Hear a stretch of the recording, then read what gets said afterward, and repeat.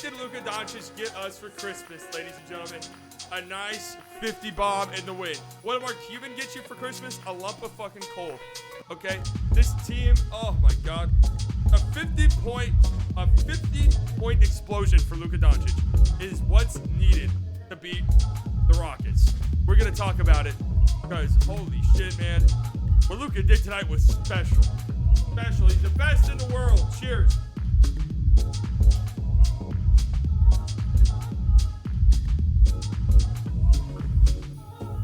Bud Light seltzers are the worst in the world. Those things suck.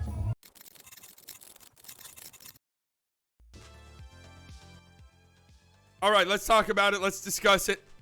Luca drops 50 in a win.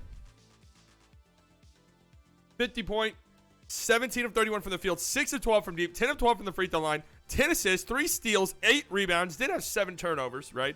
But that's all right. Huge game from Luca. Everyone else on the team, only 2 other guys put up double digits, and it's both 11. 11 for Spencer Dinwiddie and 11 for Davis Bertans, who, by the way, should be playing way more. Plus 23 in the 17 minutes Davis Bertans give you. That shouldn't be much of a surprise because if you just go over to cleaning the glass, let me log in. Davis Bertans on-off splits are pretty crazy, man.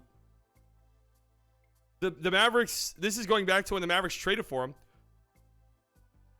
Well, this year they were -7 when he's on the floor. But last year they were a plus 15.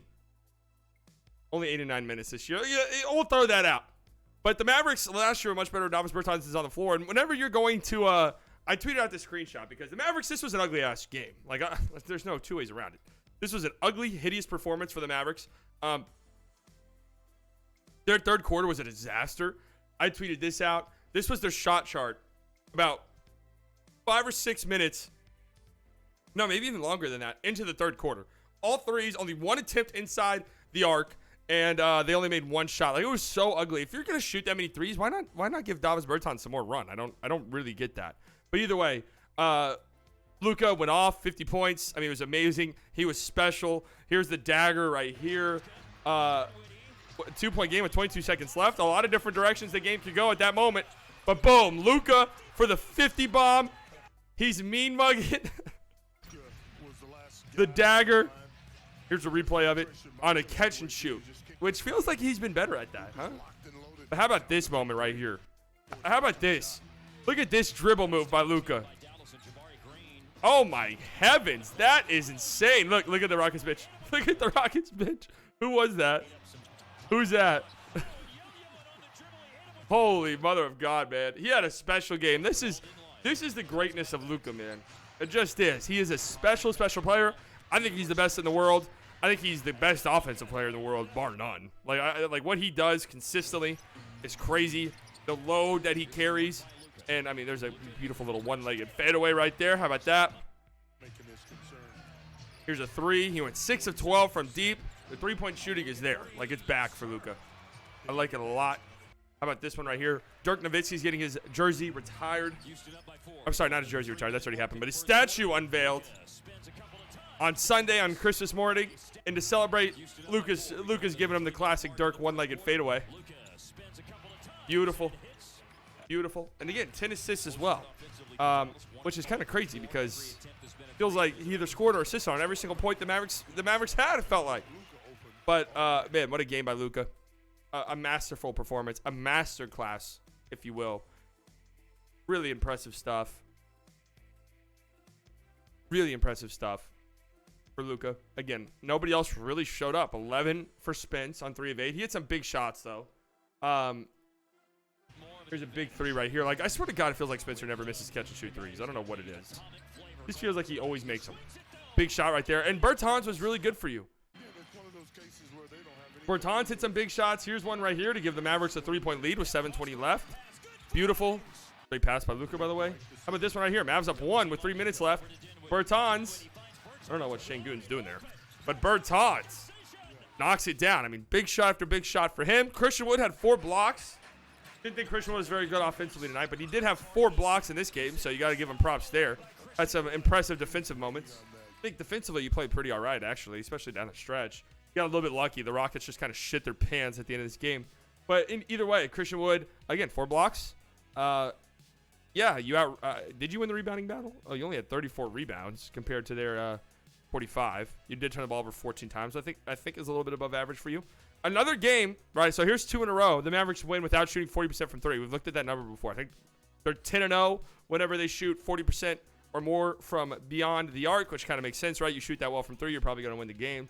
And that means they're 6-16 whenever they don't. But it's 2 wins in a row where they do not shoot over 30% from the free or 40% from the free throw line. And they win. Oh, yeah, the Davis Bertans slam. That's right. Out in transition. This is a big moment, too, because it kind of felt like things were slipping a little bit. How about this right here? Tim Hardaway Jr.?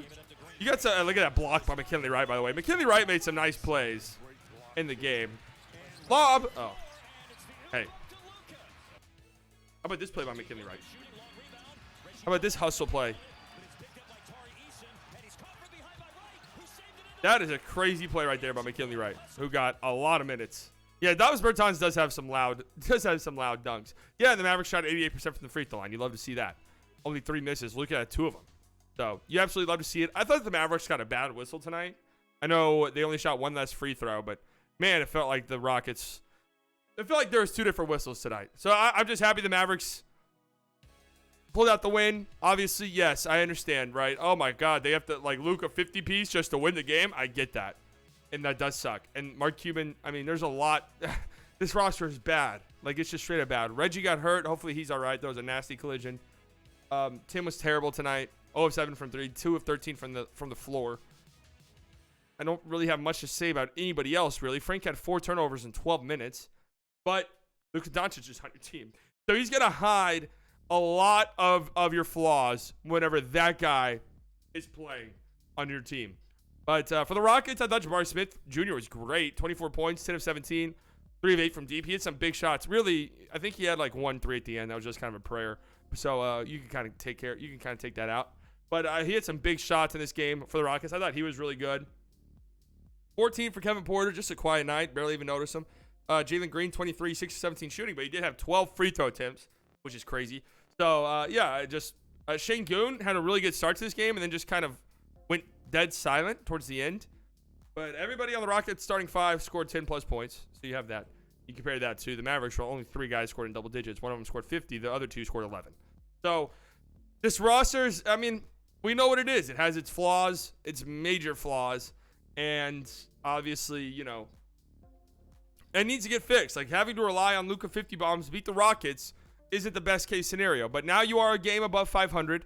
You're 17-16. This is why I say, like, tanking's not going to happen, guys.